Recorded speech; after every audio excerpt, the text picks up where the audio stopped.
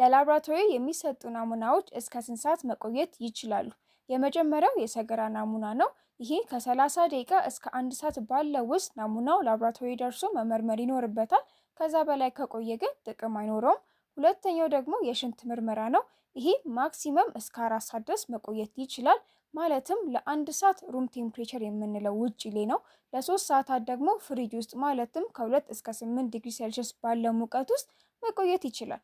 ሶስተኛው ደግሞ የደም ናሙና ነው። እዚህ ጋር ናሙናው እንደሚቀዳበት ቲዩብ ይለያያል። ለምሳሌ ኢዲቲ በምንለው ከሆነ የቀዳ ነው ሄማቶሎጂ ቴስቶች ከሆኑ ለ24 ሰዓት ነው የሚያገለግለን። ኤስኤስቲ ቲዩብ በምንለው ቢጫ ክዳን ባለው ከሆነ ደግሞ የተቀዳው እንደ ኩላሊት፣ የጉበት፣ የኮሌስትሮል ምርመራዎች ከሆኑ ፍሪጅ ውስጥ ከ2 እስከ 8 ዲግሪ ሴልሺየስ ባለው ሙቀት ተቀምጦ ለ7 ቀን ሊያገለግለን ይችላል።